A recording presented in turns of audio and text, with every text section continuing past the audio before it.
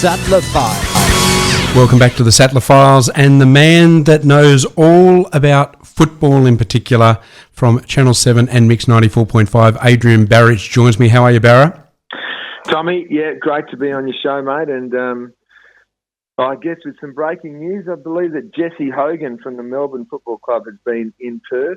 And as you might have noticed during the week, Jonathan Brown, the Brisbane great, the AFL great, has said to Ross Lyon that he should spend, wait for it, $15 million on Jesse Hogan, offer him a 10-year contract worth $15 million and just get him to the club. He's a 20-year, he's once in a 20-year player. That's the bloke you need. Well, for starters, you would have to think that Jonathan Brown's on some sort of commission for starters to talk it up. Better than a manager. A couple of questions spring to mind. First of all, is he that good?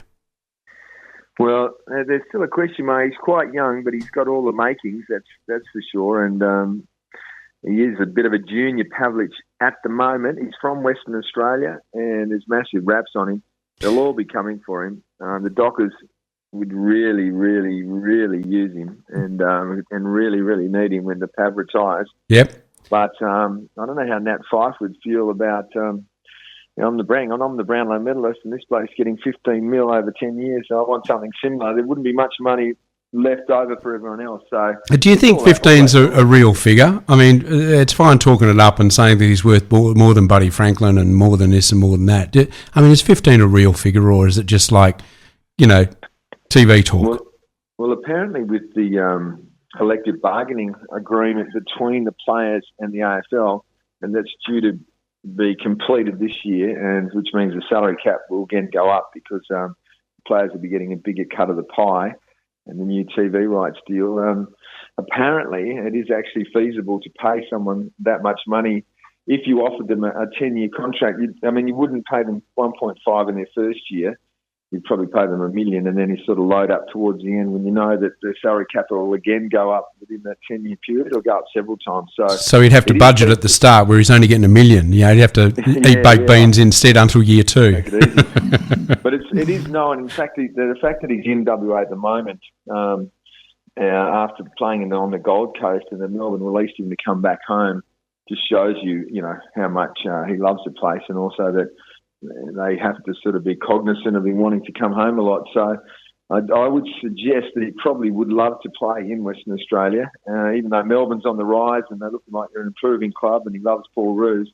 It ain't Perth, and he's one of those homeboys. So, and Paul Roos won't be there next year.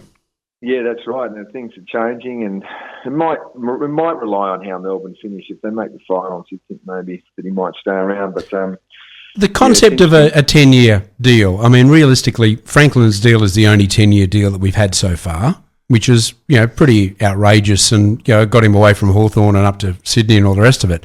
A 10-year deal for a guy that isn't yet proven, he's got all the makings, to use your words, and, to be an outstanding player in an average side is, it's not that difficult, really.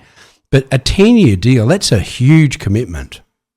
Yeah, well, Buddy Franklin certainly had more runs on the board before he got that deal, and he had to be a free agent to do it. And it looked like he was going to the Giants, remember? And then suddenly he did a U-turn and went to Sydney because they found that extra money. There's been a couple of long-term deals. I mean, the Brisbane had a couple with the guys that moved from Fitzroy, Alistair Lynch and co. But you're right, most of them didn't complete the 10 years. So you have some sort of clause where, if you're wound up by 7, then there's some sort of payout figure, but you wouldn't get the entire amount. So whilst it is a 10-year contract, there are the rules about, serious injury and retirement and all that sort of stuff. So, But, it's not...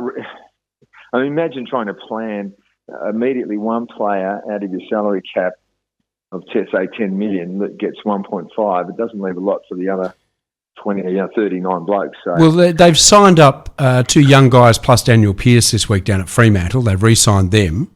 Pavlich comes off the list and, a couple of others. But you're right. With, for instance, Fyfe, I'm not sure when he's signed to. I think he's another 2 years, isn't he, from memory? Who's that, Fyfe? Yeah.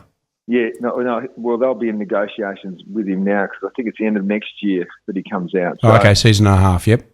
he'll be looking for a 5-year deal. Lachie Neale is looking for a 4 or 5 year deal, and he's got some cachet in the marketplace. He's from Adelaide. The Crows are right into him, and I noticed that the Crows haven't signed this Josh Jenkins, that big forward of theirs. So I would suggest that they're probably thinking, you know what, we got Taylor Walker, we got that Tom Lynch, maybe we trade this fella for Lachie Neale if he wants to come home, offer him a big deal, and we've got some ageing midfielders like Thompson and that might be the way to go. So there's all that argy-bargy. I'll tell you what I've worked out, though. Mostly, whatever people say, mostly it revolves around money. They can say they want to come home or they're homesick or they love this place, but Lachie Neale, he's a good player, but he's not a superstar. But he'd be thinking he's smart enough to know this is my opportunity here. If I can get a 4 or 5 year deal, say $600,000 a year, to say it was 6 times 5, that's $3 million. I'm set for life, buddy. And I suppose really Gary Ablett and Buddy Franklin have really set the tone for that, haven't they? They have. I mean, he wouldn't get that sort of money because he's not good enough. But for him, $600,000 a year. I mean, you just think about that. A young bloke getting $600,000 a year to play footy, and you're not an absolute superstar, and then you get a 5-year contract. I mean, how good would that be? $3 million. You're just laughing, aren't you? Yeah, it sets you right up. So that's the big news. So Hogan's been in Perth, and the march is on. Let's talk about Fremantle while we're there. Obviously, lots more jokes about Ross Bond, 007, and all that sort of thing going on after last weekend. I mean, they really have had an appalling start to the year. No one could have predicted this. No way. I mean, they won 17 games and finished on top of the ladder into the home and away to go. And the next year, well, no one's ever done it. No, it's never actually happened in the 119 years of footy that the minor premiers have lost their first 7, probably going to be first 8 now that it's been revealed that Pav's not playing against Hawthorn either. Well, even if he was, you'd have to think the chances. I mean, Hawthorn in Tasmania, I mean, good luck. I know, they got an impeccable record. Yeah. I mean, it's ludicrous as well that Fremantle has to go there, you know what I mean? Yeah. Any danger of 2 Melbourne clubs going down the road to Tasmania? Why do you have to send someone from Western Australia? You know, it's because, you know, the Melbourne clubs want to play. They want them in Melbourne because they pull the crowds. Let's send Fremantle down there. And they haven't been able to. I think they had a win, didn't they, when they had that Siren Gate? Yeah, back in, what was that, 2006, I think?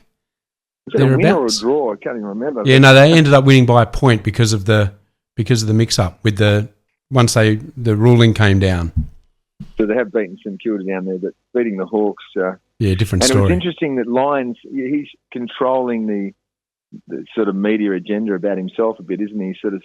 He won't admit that he's basically rebuilding the club. He won't say that word. He said retooling, replumbing, everything else, rewiring, anything but rebuilding. Yeah. And he's also now saying, you know, winning is not the only priority and all that sort of stuff. I tell you what, if I was a Dockers fan, I'd be filthy if the coach was saying that. Well, I mean, you would think that the only person that would be saying winning isn't the only thing is similar. Bloke. Well, similar to a bloke that says size doesn't matter.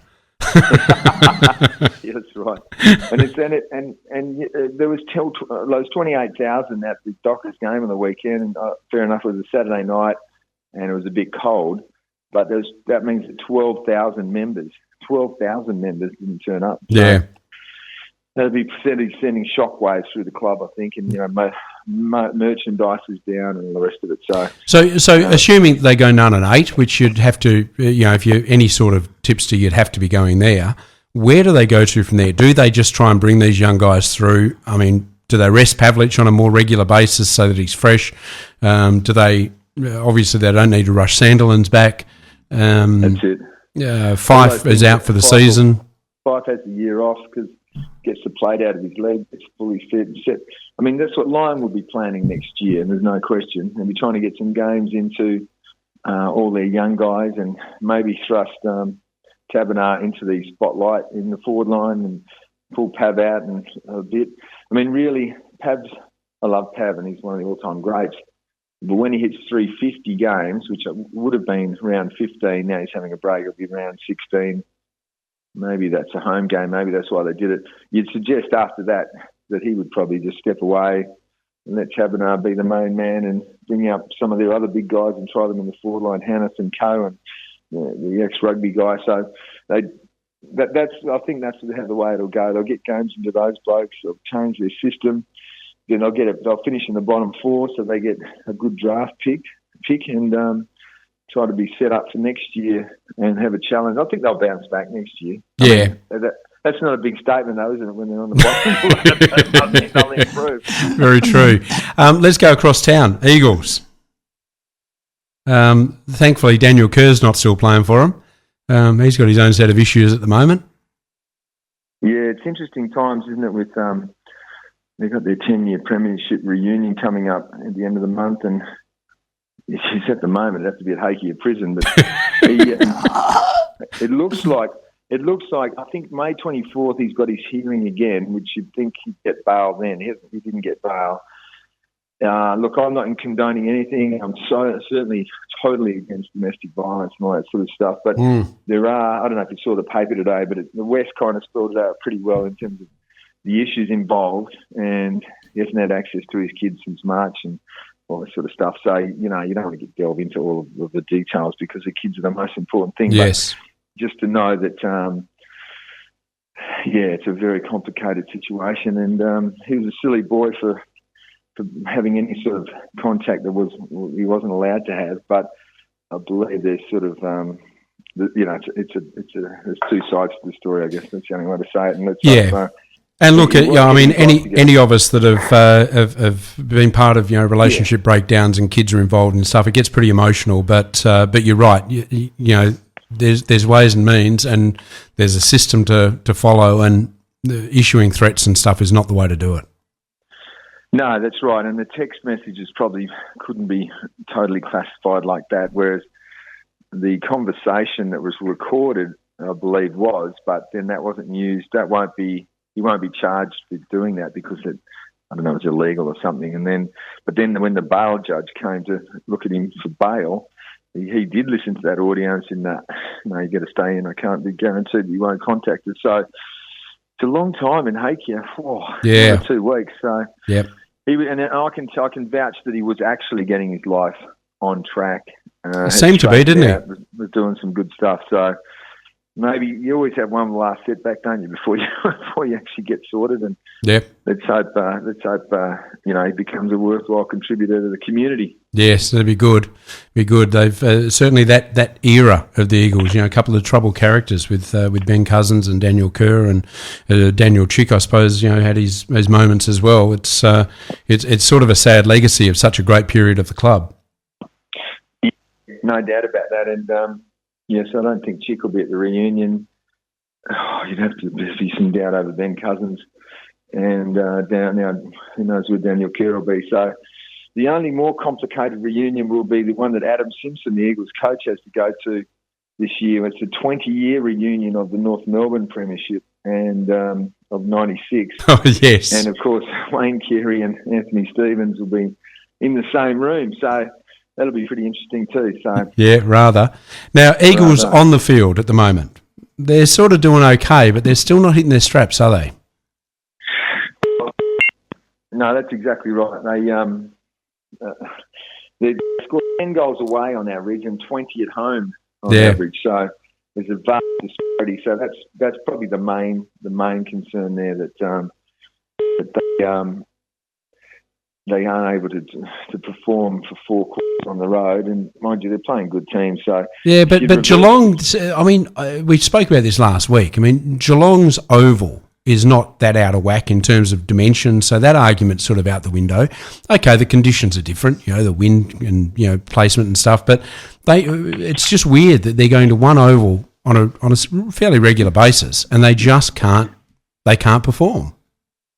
Yeah, it's definitely a mental thing. And having said that, they are playing the good side. So probably when they get to good sides, they have a bit of a crack, but not enough of a crack. So the next, they got St Kilda at home. They should win that. Then they got Port Adelaide away. There'll be a big chance there. I think it's the Bulldogs in Melbourne is the one that'll be the next big challenge over there, and if they can overcome that, they should put some of the doubters to bed. But they got to finish top 2 really to win the flag anyway, don't they? Because then you get the home finals, and then you're in Melbourne. But even though you're not really prepared for the MCG, you just got to try to overcome it on the day, and that's what the Eagles have been able to do in the past. But you can't see them finishing top 2 the way they're playing. No, that's exactly right, and that'll put them back in the ruck, and they're playing finals over there. Then they're right in under the pump, especially if they're in Sydney at the SCG or something, because they're flying with buddies on fire. So. Yeah, not kidding. Now, speaking about under the pump, poor old Eddie's having a bit of a meltdown at the moment. The Collingwood's in trouble, aren't they? Yeah, well, Buckley just hasn't done the job, and Eddie's backed him in. He got rid of Mick. The Kirribilli deal that they tried to renege on, and now it just doesn't look like it's working. Those deals never work by the sound of it. No. And, although, Keating kicked on for a bit, didn't he? But I suppose, but it's just the talk he did renege. But the party, Eddie's threatening. He sort of threatened to resign, or not threatened to resign, just said he felt like resigning, and then he said his boys talked him out of it, and he's copped a lot of flack about that. So now he's clarifying what he said. And I mean, what benefit would he think would bring to the team? I mean, they're going to be a 4-goal better team if he resigns as president. I mean, it just, to me, it's just about Eddie. It doesn't make sense. Yeah, I think he just felt that, he must feel like he's done everything he can. He's rebuilt the club financially, and then he just can't seem to get this going with his favourite son. Yeah. And so I guess the fairy tale, the dream will not be coming to fruition, and he's sort of sinking in a bit, So now you probably hard to swallow, isn't it? Yeah, and well, probably a bit about the story and the history and stuff. The talk about Gubby Allen being back in the circle. What's all that about? Well, that's exactly what happened. He was at the Giants, he left, and everyone knew he was going to Collingwood, and now he's bobbed up at Collingwood in some bizarre role they've given him. But clearly he's there to guide their recruiting, mainly targeting the Giants guys that he has intimate knowledge about and has knowledge about their contracts. So, and they're chock full of talent. That's the blokes you want to get. And Will Hoskin-Elliott, Dad played for Collingwood, and there's so many links. And I think you'll find that it's a clever move, but they didn't need to be so duplicitous about it, you know what I mean? Yeah, well, he's sort of apparently there to look after their women's football team and their netball team. Give us a break. Anyway, I don't think that's the case. So, no. He probably will be doing that work, but certainly he'll be picking his brains about the Giants, that's for sure. Yeah, no, interesting stuff. Tips for this weekend, who do you think's going to pick it up? Yeah, have you got them there? I haven't got them. I suppose really the two local teams, they're the ones you're covering on Mix. So, if Fremantle got any hope in hell of winning in Tasmania on the weekend? Well, they've got to win sometime, and Mitchell was out last week, and Hodge is still out. So, but now the Pav's been rested. It's going to take a massive effort to win down there. So, you couldn't actually tip them. And the Eagles, they should be. The Saints have been looking all right, but they should be able to do the job at home, squeezing the teams defensively on that skinny ground. So, yeah, you'd think more pain for Fremantle. 0-8, get a few more memes or whatever. So that turned into the team. Basically, it's just about memes on social media now, isn't it? What's going to come out? We're just waiting for the next set of 0-8. So that's 7s and 0. Well, I suppose they'll be considered a DUI charge on the weekend at 0.08. Yeah. Because Michael Owen got rolled out during the week because he's number 7 for Manchester United. So, 0-7 and I know. I tell you, they'd be getting sicker of the Dockers fans, though, and especially copping it from the Eagles people. But anyway. Yeah, very much so. The Eagles, you think they'll go okay against St Kilda? I mean, Rewalt's actually looked great this season so far, hasn't he? Yeah, big call to kick 5 goals at Subi. But, yeah, he's incredible, that bloke. He's like Peter Pan, so great because he lost his sister, and so great that he's doing well. And you'd love to see a bloke like that win a flag, but probably not in his time. But he's certainly having a brilliant season. But I don't think it'll be good enough. They'll give a massive crack, and they'll get close at some stage. But you think the Leagues we should be able to do the job as the hometown bullies that they are. Yep. And how are you going? You're enjoying the radio transition? Yeah, it's great. Everyone's enjoying. Lockie Reed's doing a great job, and Andrew Embley, and the Dockers games later in the year are going to be interesting, you'd think, but yes, there may not be many people there and not much excitement. So, but we'll try to pump ourselves up for it, and there's always some young kid coming through to keep you interested. Yeah, no, very good. Thanks, Barrett. We'll speak to you again shortly. Tommy, good on you, buddy. All excellent. Adrian Barich from Channel 7 and Mix 94.5 giving us an update on what's happening in the AFL, and we'll be back with more very shortly on the Sattler Files. This is the Sattler Files. DevWright Homes, when you're looking for attention to detail and a uniquely designed home to suit all your needs. At DevWright Homes, we only build a limited number of homes per year, so we can truly focus on what you want out of a prestige home builder. We've continually won awards for excellence, with a record number of wins last year and the proud winner of the Australian Townhouse Villa of the Year. While we love building homes to suit each client, we pride ourselves on designing homes that take into account the special safety needs of some of our clients. If you have a dream, we can make it come true. Talk to Jay Mangano and find out more about DevWright Homes at www.devwright.com.au. You need banking services of any type. Secure Force Protective Services run a cash and transit service here in Perth. From as little as $25, why risk your employees travelling to the bank when Secure Force can do it for you? Give us a call at 9440-5011. You only ever want the best for your family, and no one understands this better than the caring ladies at Marina Perslow and Associates. That's why we offer Australia's leading prepaid funeral plan. It means your family won't be left with the added strain of organising your funeral, and everything will be taken care of, all the little details. Your family will have the support they need with a woman's touch and gentle understanding. So leave them with loving memories and leave the rest to us. Visit marinaperslowfunerals.com.au or phone 9388 1623. This is the Sattler Files. Welcome back, and to talk sport overall, but obviously a particular focus on footy because that's his thing, but he knows lots of other stuff as well. Ric Gloede, how are you? Good, Tom. How you doing? Yeah, good, thanks, mate. Dockers, 9-7. Not good? 0-7, it looks like being 0-8 pretty soon, doesn't it? Yeah, down to Tasmania against Hawthorn. Tasmania, and they've never beaten them down there really with a full squad. So very, very hard task ahead this weekend. And that's probably, there's a lot to say about the way they played last week. I thought they were pretty good against a good side, Tom. And, when you consider they're missing 5, Sandy and Johnson, and Pab's out, it's going to be a real struggle. Yeah, very much so. Then again, the Hawks have got Mitchell, Hodge and Roughhead out.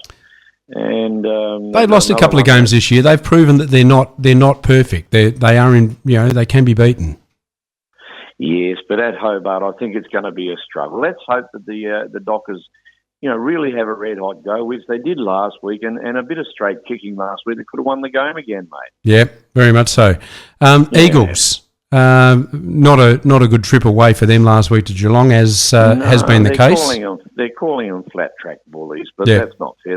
They tried that on last time, mate. And, they've played Sydney, they've played the Hawks, they've played the Cats, all very likely to be very hard to beat and always going to be in the finals this year. And really, if those teams had come over here and played the Eagles, it might be in reverse. So what's the difference? Who's the flat track bully, us or them? Yeah, no, fair call. Can they do the job against St Kilda? I think so. The Saints are the hunters at the moment, of course, and they've got an up-and-coming side. They've got a young bloke in there called Bruce who's very exciting, and Stevens gives them a lot of run, and the older fella Rewalt, he's just getting better and better as he ages. He played a great game last week. Yeah, he did. He was terrific, and really, they were terrific against North, weren't they? Yep. I'd sort of gone away because I thought, North are going to bolt in, and then I come back and they're only a goal behind. Yes, big comeback. Okay, so tipping the Eagles there. The big news today, we got off the phone to Adrian Barich recently and said that Jesse Hogan is currently in Perth. Hogan is? Yes. Possibly it's no one's speculating as to what the reason is, but the obvious links are all this talk about him coming to Fremantle and such. Do you reckon that's a fair go? 15 mil for 10 years for a bloke to come and play at Freo? It's a fellow centre-half forward talking as far as I'm concerned. He's manager. I think he's a bit of a buffhead, Brown. Yeah. Yes. I really do. I mean, he's a good player, but really that's, throwing that into the arena just makes the whole thing worse. But on the other hand, our players really, they get paid good money, but when you compare them to a soccer player in England who might be earning 150 to 200,000 a week. Yeah. It puts it in a bit of a different perspective, doesn't it? Yeah, but you're also talking, population and, worldwide television audience hand down. That's right. Yeah, that's right. I don't know. I don't know what's a fair thing these days, but it seems to me that that we just can't attract them to come over here no matter what we're offering them. Well, do you reckon Hogan's that good? Well, I don't think he is, quite frankly. I've watched him and he's quite a good player, but I'm not sure. I think I'd rather have McCarthy. Yeah. And they can't afford both, not at that sort of money. Don't need both, only need one. Yeah. Only need one. They need Bennell back. Be terrific to get Bennell. Yeah. But anyway, that's interesting, isn't it? He's over here in Perth, and he's a West Australian boy. He might be just home visiting his family. Could be. Yeah. What in the family or whatever. What did you make of Eddie's stunt on the weekend about? I thought about quitting. Well, Eddie's Eddie. I worked with Eddie on an SAS Resources Fund dinner in Melbourne, and he was sensational, mate. He was so helpful to us. And I was sitting at Malcolm Brown's table. Malcolm brought a table at this dinner, and his friends were saying to me, not his friends, the people around the table were from Richmond, most of them, and they said, look, you wouldn't believe what Eddie does for other football clubs. He's just terrific. And if what he did for us that night, he ran an auction for us, he had a sporting panel, and, he had no reason to do that, but he was just terrific. And I'm the only thing I've got against Eddie is when he calls Collingwood games. I don't think he should do that. I just don't think it's principle. He shouldn't have to, and he shouldn't do it. I don't think. Yep. Apart from that, I think that's his job. Why shouldn't he do his job? And as far as I'm concerned, I think he's done everything he possibly can at the Collingwood Football Club. And as much as everyone dislikes Collingwood, that's his job too. And he's taken Collingwood, off field right up to the top of things. He's been a terrific president. And Lee Matthews I think he's playing games. Yeah. And Lee Matthews has upset the apple cart, saying there should only be one team in Queensland. Well, I sure love that Tony Cochrane, mate. He says opinions are like arseholes. He said everyone's got one.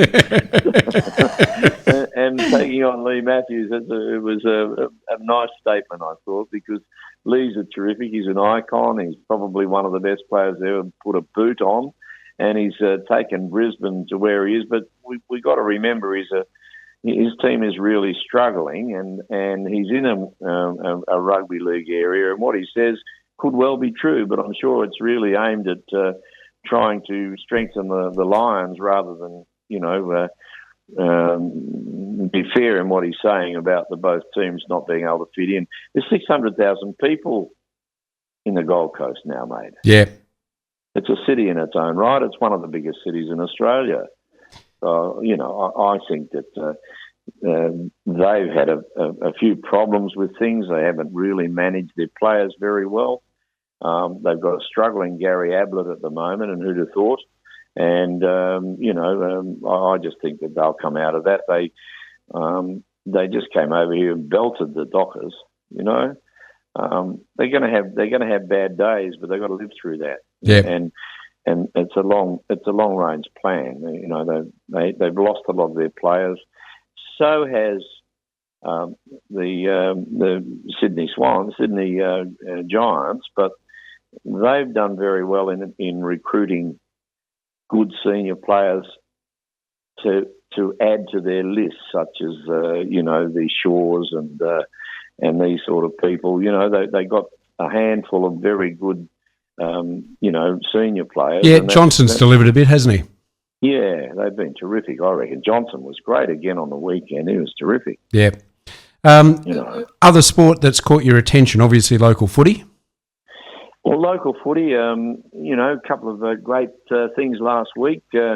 East Fremantle knocking off the almost immortal, if you like, Subiaco. They've been great all year, and they belted our boys last week. And this week, East Fremantle come out and give them a belting. So I think that's pretty good for footy. They'll soon belt back. They're a great side.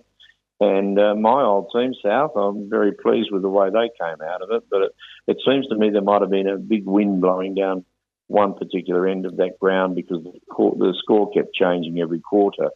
But to come back like that in the last quarter is always good. And then, of course, we had Perth getting off the bottom of the ladder and doing something really good. And I'm really pleased to hear that because you can't just keep having Perth on the bottom for 30 years. We've got to do something about that, you know? Yeah. We really do. I think we should have some form of equalisation, although I get shot for saying that. You know? Yes, especially wearing other hats. But no, it's a fair call. I mean, have one team just, not even in the hunt for that long a period. It's just not good for the competition. That's right. We've got a great president in Vince Pendle, and their CEO's doing a terrific job. And off the field, they're quite successful. They're doing a great job with kids at that club going to their games. They had nearly 2,000 people there last weekend. Yep. And that's because they're attracting them. They're inviting kids from the schools, and their parents come with them. And, a lot of other clubs could look at that side of Perth and copy it and do very well, I think. So congratulations to them. Other sporting news that's attracted your attention? The Kyrgios and Tomic situation. Kyrgios has come out and said, well, if you don't pick me, you're not picking the best two players in Australia, et cetera. I'd have jumped on the phone and said, you're sacked, mate. He's a bit fond of himself, isn't he? Oh, gee, tell you what. And the other fella, they just don't seem to, over the years, we would have to be very proud of the way our tennis players have represented us, mate. I mean, going back through, Sedgman and McGregor, and even before them, I can't remember the fellow's name, but he was great. What was his name? Crawford. And then after that, the Mel Anderson, Rosewalls and Newcombs and the Lewis Hodes. They were just terrific, and they were characters, and they were good sportsmen, and they made people welcome, And I think a lot of that had to do with the fact that they had a national coach like Harry Hopman, and Harry Hopman wouldn't take that from anyone. They'd have been gone. They'd have been out of his side. Yeah, it's a bit ugly, isn't it?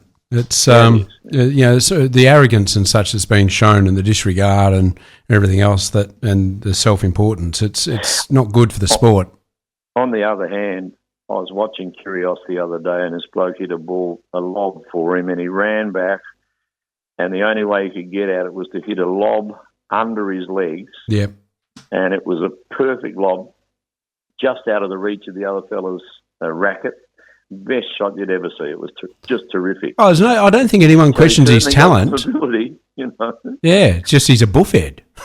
Yeah, that's the problem. Another one, mate. Another one that's pretty good, I think, is there's an article in the paper this morning about young Mitten, who looks like playing in Rio in the Australian hockey team. Yeah. And he's a third generation to do that. His granddad did it, his dad did it, and now he looks like he's going to do it. That's and they've great. all been stars. Yeah. So good luck to that young man, and I think it's going to be terrific. Mate, soccer, there was a bit of interest yesterday in, I think it was where was it, at Tottenham, I think? No, it might not have been Tottenham, but Man United were playing in their last game at the particular team's ground. Yes. And their fans, the other team's fans, attacked the bus. You thought you were in the Middle East, mate. Was it West Ham, I think it was, wasn't it?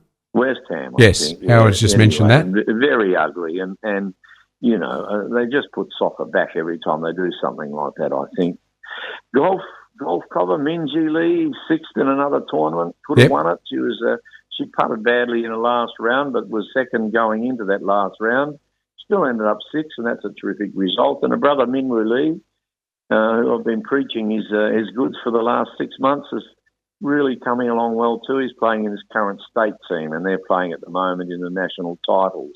Excellent. So a couple of young people with a Korean background. We've done well in Fremantle. There's them, and then there's Belly. With a name like Bell, you wouldn't think there was any Korean in the system, but that's where he was born. Yeah.